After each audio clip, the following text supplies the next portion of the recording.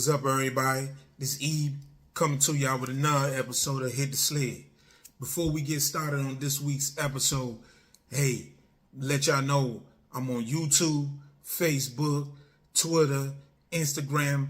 But when you go to my YouTube channel to watch the videos, not only follow me on that channel, but also hit the like buttons to all my videos that I got on there right now.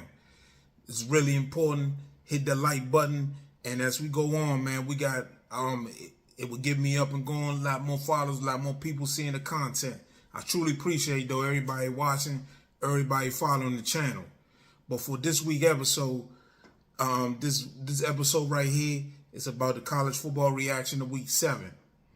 And before we go anywhere else, we got to start with the very first, this past Friday, the stunning loss by Colorado over Colorado's stunning loss to Stanford.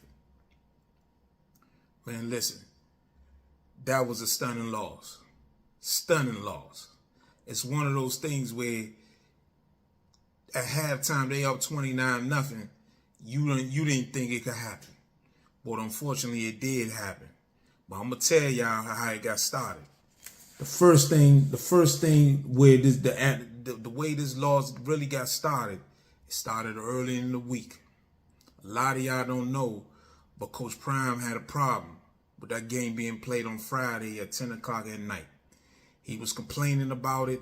He came out in the media and he said, why are we playing at 10 o'clock at night? We shouldn't be playing that late. Why are we playing this late? That's why we leaving the Pac-12. That's why we leaving this conference. Listen, Coach Prime got a right to say what he want to say, but I believe that's not the way to go about it. Him complaining early in the week about the time that they were playing gave the kids, some of those kids are impressionable. Anything he says, they're going to listen to. And by him complaining about why are we playing this late, why are we doing this, it gives them ready-made excuses to what could have happened. And one of the things that happened was they gave up a 29-point lead after halftime. Now, how did it happen? Like I said, the first thing was Coach Prime complaining about why they playing at 8 o'clock, 10 o'clock East, 8 o'clock their time, why they playing at night. That's not a good way to go about looking into this game. Let's be fair. Whenever y'all play, I believe you're just happy and grateful to be out there. But unfortunately, that's not the tack he took. But as we go into the game itself, they came out, they played decent and very well in the first half.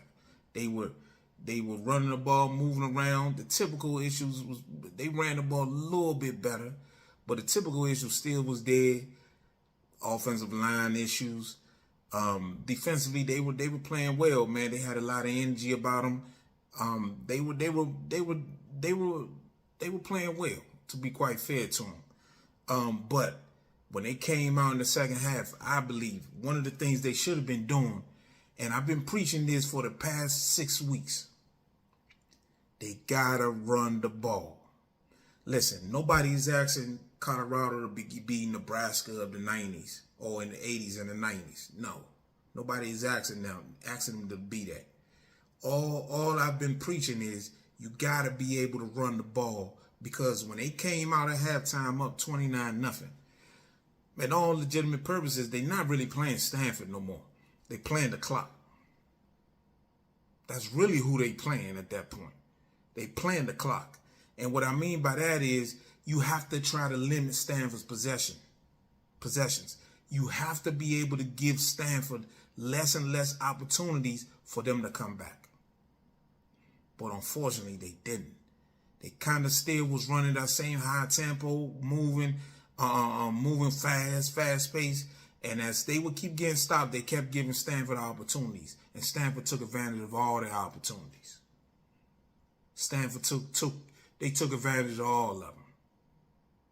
One of the things I mean is Shador threw the ball. He went 33 for 47 for 400 yards. And Colorado only ran the ball 35 times. They ran the ball 35 times for 132 yards.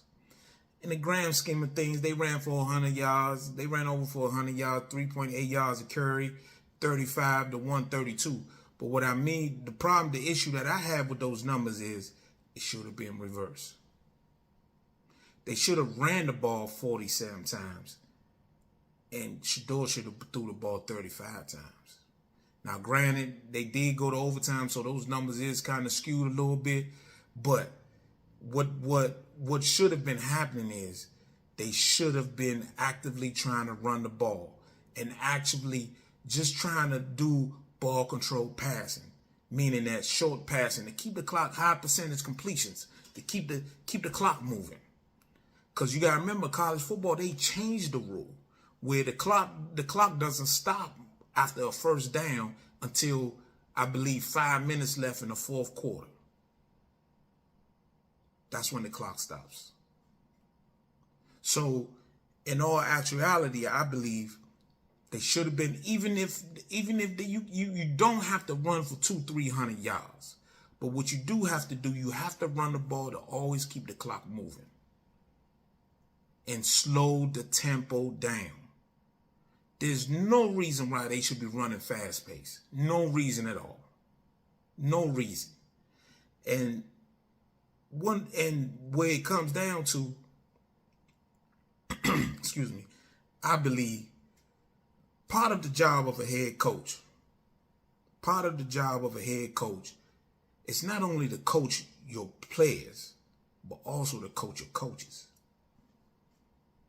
Let me say that again. Part of the job of a head coach is not only being able to coach your players, but also coach your coaches.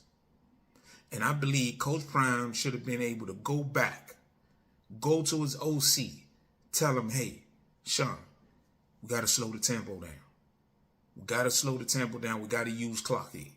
For the rest of this half, we got to use clock. We can use the hurry up in bits and pieces. Like if we get the ball down inside the red zone, yes. But we need to conserve. We need to spend some time. Excuse me. We need to conserve some time. So in my opinion, he didn't really do that. He didn't really do that at all. And they just kept going like they typically do. And that's not the time for them to do it. They're fighting against the clock. They're trying to keep that clock moving instead of going at the pace they were going. That's one of the fundamental issues that went on. The second thing is, defensively, tackling was horrific. They did not tackle well at all.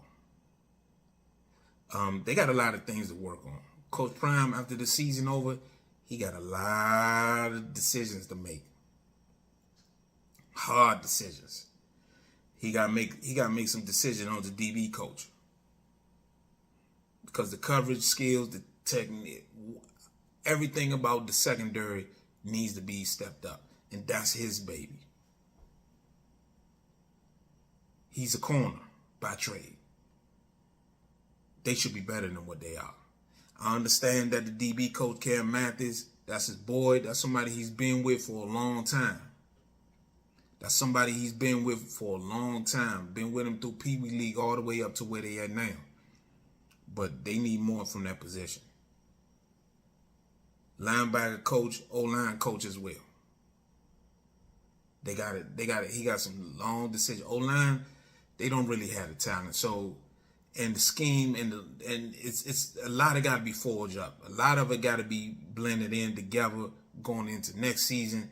So I think the O-line coach, you got to get more big boys up front for us to see what's going on there. But especially that DB coach, tackling was horrific. Coverage was horrific. They let one guy, number 13 for Stanford, credit to that young man. He did a hell of a job. He did a hell of a job. He played well. He really did. He played well. He played really, really well. Credit to him. So I believe Coach Prime got a lot of things to think about. And one of the mistakes I believe he made, Travis Hunter, he played him too many snaps. I understand they have really, really been struggling. They have really, really been struggling as far as what they've been doing defensively, corner wise, playing in the secondary. If Travis was coming back, he should have just been playing in the secondary spot.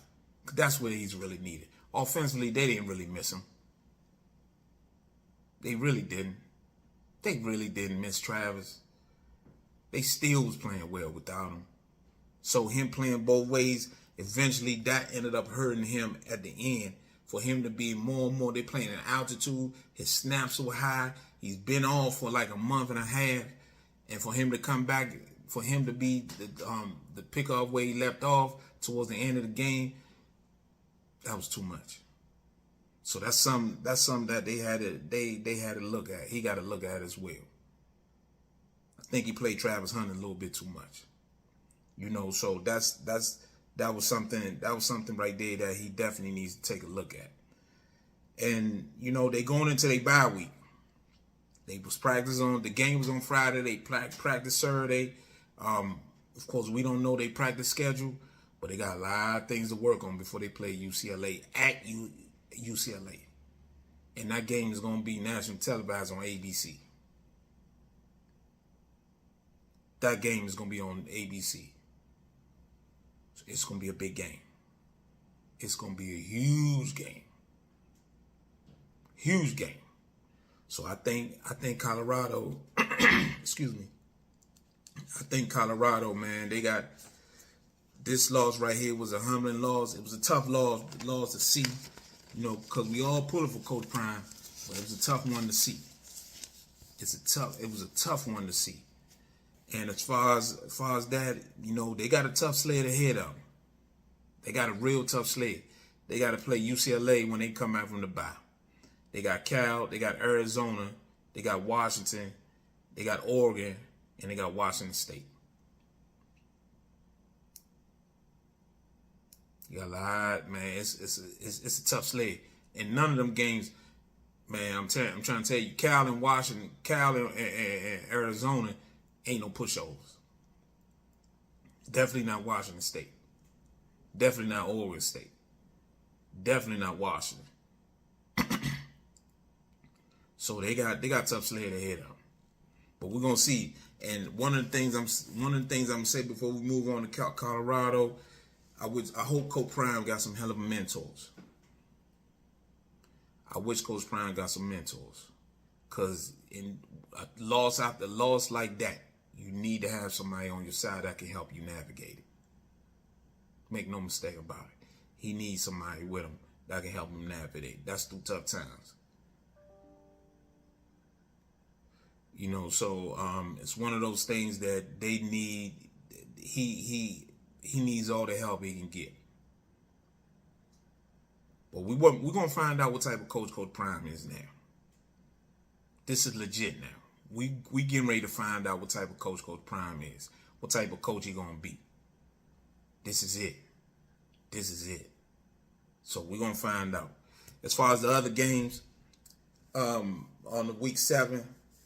My Wolverines, hey man, Indiana came out, got us down 7-0, played really well in the first quarter.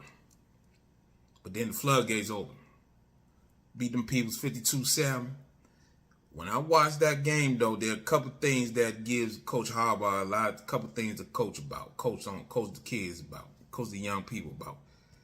Leakage on the offensive line. Meaning that Indiana was bringing pressure and pressure was getting home.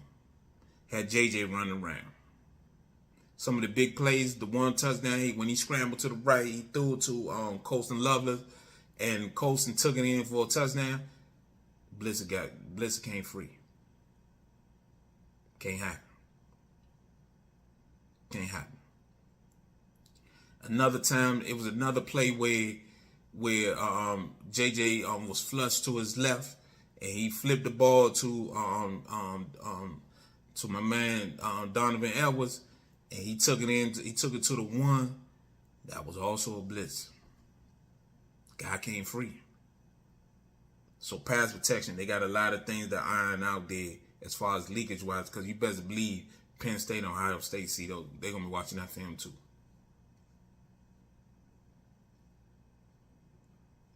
So they got some things to work on. And then the run game is not as explosive as it was last season. Now, that could be something where Indiana is a pesky little team. They gave the Buckeyes fits as well, first game of the year. So they pesky now. They pesky, but Michigan came back and rolled them later, which was great to see. But we got some things to work on. We definitely got some things to work on. Defensively, they played well, but there's some things they ain't clean everywhere. But they did a tremendous job. The next game was the game Oregon versus Washington. Washington ended up winning that game 36-33. Michael Penix, 23 for 38, 316, couple touchdowns. Bo Nix, 33 of 44, 337. The Ducks ran for 204 yards. I'm going to tell you something, man. Michael Penix, I don't know how his body going to hold up, because even during the game, he was grabbing his ribs. It looked like he was having some type of issues. His body already had two ACLs. He had a shoulder injury, so I don't know if his body going to be able to hold up. But he played really well, man. Washington, that was a very good game, man.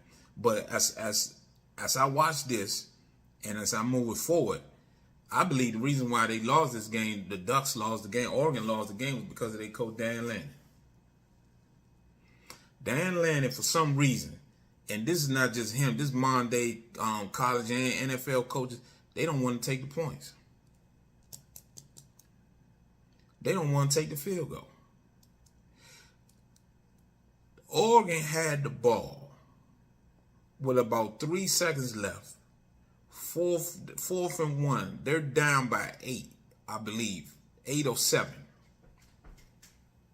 Instead of kicking a field goal, and only being down 4 going into halftime with momentum, they go for it. 3 points right there. And guess what they lost by? 3 points. And when they asked him at halftime, he just said, "We want to be aggressive." Then there were other times too when they could have kicked the field goal, they went for it, didn't get it. That's 6 points right there. Man, let me tell you something. Every point matters. Every point matters. Yes, there are times when you have to go for it. Yes, there are times when you have to be aggressive, but not every time, fellas. Not every time. You got to take the points at a certain time. You got to take the points. So now Washington has the inside track to the Pac-12 title, and I believe Washington goes undefeated. They will go to win the Pac-12. They'll be in the college football playoff. They'll be there. University of Washington. They'll be there. The next game is USC Notre Dame. Notre Dame beat USC 48-20. Like I said last week on my preview. Like I said, Notre Dame game plan was to be aggressive, physically, try to dominate USC, and you best believe that's what they did. This game wasn't even close. From the very beginning, from the very get-go, Notre Dame dominated. They forced Caleb Williams to go 23-37, 199, 1 touchdown, and 3 picks. From the very kickoff, them people there at Notre Dame was ready to go. They were physical. They beat USC across the board. Make no mistake about it. They beat USC now. They beat USC now. So credit to Marcus Freeman with Notre Dame. They did a very good job. Very good job. They did. They were physical. Old school style, running the ball, hitting Caleb, chasing him, harassing him, dominated their old offensive line, where you saw scouts on Twitter talking about USC need 2 more guys. They need 2 new guys. They were getting dominated up front. So credit Notre Dame. They needed to win. They was coming off 2 losses, so they really needed this, and they got it. And they physically dominated USC. And like I said earlier, USC's major problem is that they defense is terrible. Lincoln Riley gonna have to He's going to have to move on from his boy DC. He's going to have to move on from him. Alex Grinch. He's going to have to move on from him. He's not getting the job done. He's going to have to move on from him. There's no doubt about it. He got to move on. Come the offseason and go and find him a real legitimate defensive coordinator that can help them. Because to be honest with you, they might not have won this game, but they took an L, but it was coming. They should have lost to Arizona the week before. They should have lost to Arizona. So USC is undefeated. And next week they got Utah. I don't know. It might be another L right there. So we moving on to the next game. UNC, North Carolina versus Miami. North Carolina ended up winning this game 41-31. This is one of the most, I hadn't seen this in a long time, when a team, Miami went into halftime 17-14 with all the momentum in the world. They played very well in the first half while they on the road. Played extremely well. Did what they were supposed to do. They come out in the second half. It's like North Carolina said, man, we losing to these fools. Man, we getting ready to run through these dudes, and that's what they did. It's like it was a second half was a whole different story. Second half was totally different. They dominated Miami. They dominated them. Beat them down. The quarterback for Miami, Van Dyke, he was god-awful. He played poorly. It seemed like he lost his confidence. And the thing that was amazing to me, he played extremely well in the first half. He really did. He played very well. After trying to respond back to that loss from last week. Came out first half, played very well. Second half was a totally different story. So the question you got to ask yourself now is, Mario Cristobal, what you going to do about this? We had coaches getting penalties for running on the field. That happened in the first half. Mario Cristobal, what are you going to do now? 2 losses that you guys should have legitimately had a great chance of winning. What are you going to do? So it's one of those things. It really is one of those things, you know. But Miami, that was terrible. That was terrible. But y'all, I appreciate y'all watching my episode of Hit the Sled. Before we get off here, subscribe. But not only subscribe, hit the like button. Hit the like button. And follow me on Twitter, Instagram, Facebook. I truly appreciate y'all watching me. Man, it's a pleasure. We got a lot more things I'm trying to work on the background. A lot more coming. I truly appreciate y'all, man. Thank you.